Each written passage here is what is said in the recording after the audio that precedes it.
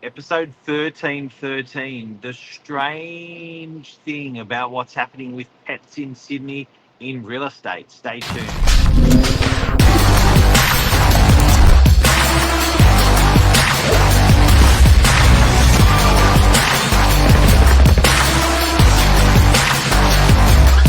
I'm the ringleader, so listen up. Some shocking numbers this morning. Meow, meow. You speak the cat language. You've got an app that does it. You know what? It's true. I actually do. Long story, that one. But we wanted to talk this morning about pet ownership in rental properties and the attitude of landlords and how we nurture that. The attitude of tenants when it comes to pets. We also wanted to talk about when you're buying in a strata unit, the whole pet thing.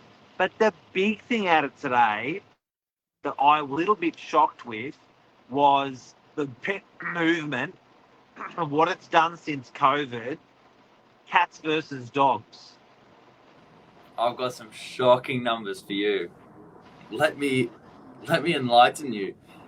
Yeah. And the majority of people have pets. 62% of households in Australia have pets. 2 out of 3. Far out. You know, that's it's just crazy. Yeah. The most common pet is a dog. Woo. Dogs make up 40%, followed by cats, which is 27%, and then Watch out fish for and crazy birds. girls. Crazy single girls with cats. Yes. Puss. Then you've got the fish and the birds coming up as runners up. Passive pets. Yeah, but it is interesting. Last 10 years, popularity of dogs has remained relatively stable, but the majority has sort of shifted into second place with cats as strata living becomes more popular. One in seven. So what I was living in- interested in was that the rise of putty cats. I thought putty cats were not around, a shrinking category, but putty cats is a growing category, which I was surprised with. What I was actually surprised with as well was that you were a dog owner. Yeah, I'm a passive dog owner, as Mark said this morning. Love my pet, but it's a family pet, so it's not all on one shoulders in terms of responsibility. What's its name? What is it? Name's Monty. Dog? Monty. Yeah, it's a dog. Yeah. What sort of dog, Monty? It's Jack Russell. Not great. Oh, yeah. Full of energy. Yeah. And yeah, it looks a little bit like that. And in any household, who's the main carer of Monty? In our household, I would be the Owner least. operator. That's definitely for sure. Least carer. First place, maybe it shares between all the other people in the house. Really? Yeah. So, the dog likes you reckon everyone a lot it's more shot, than me as well. it has an equal first with mum, dad, and bro. Yeah, mum's responsible for the feeding. Dad's responsible for taking it to the office. The office allows the dog. And Jack has a lot of time walking it as well. Wow. And I've noticed some workplaces as well are saying bring your pet to work for the day, and they rotate. Well, my dad works in an office where he brings Monty, and then another one of the colleagues brings his dog, and the two of them just roam the office all day. They love it. So the moral of this story is that they're not a shrinking category, pets. No. The moral of the story, in real estate, the laws have been changed to allow for this explosion, particularly in strata living. With tenancies, the laws have been changed under companionship rules that if the pet is a companion, what pet is not a companion, by the way. If the pet is a companion, then there is an allowance for them. So Yep.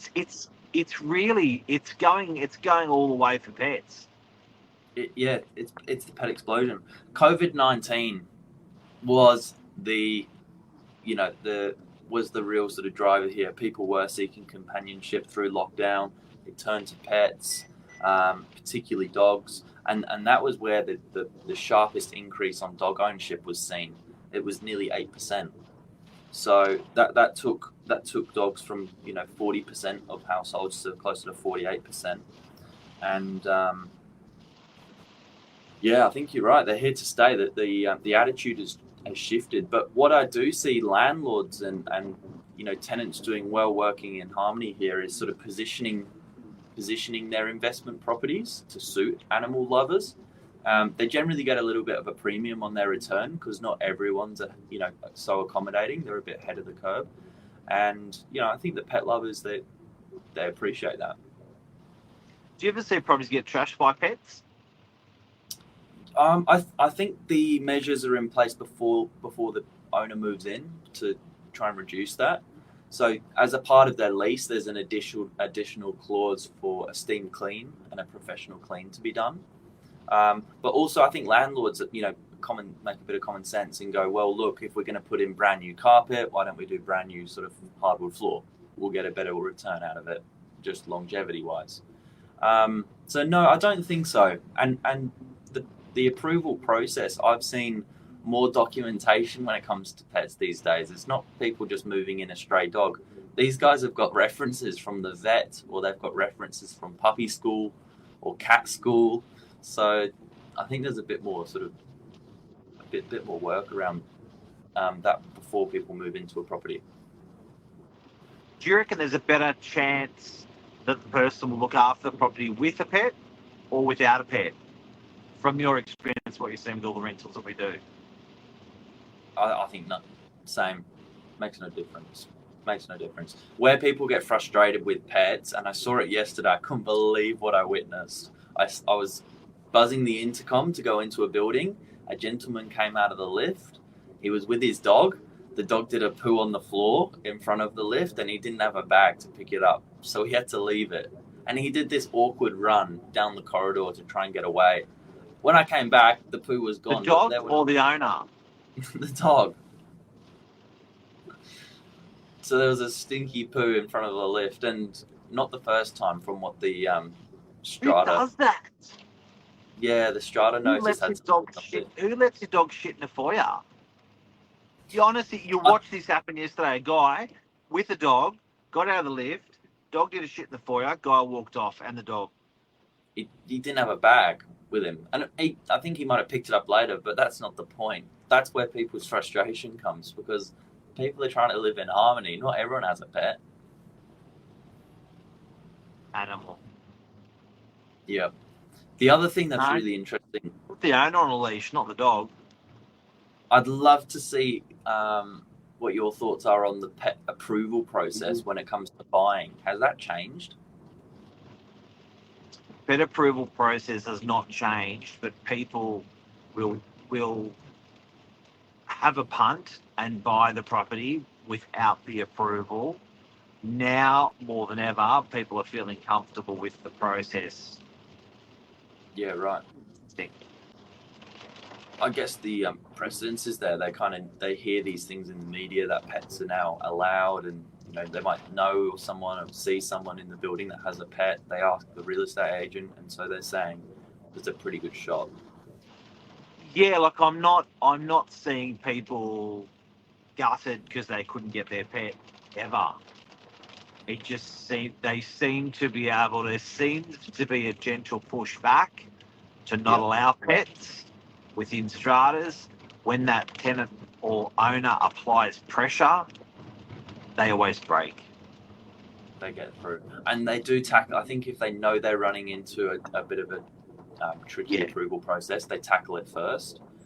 We had one particular client that was buying into a quite a unique building with it was a company setup.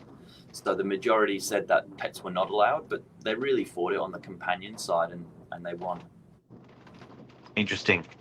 So, guys, that is pet ownership today. In summary, pets are everywhere. They have definitely grown over the last decade, the pet ownership.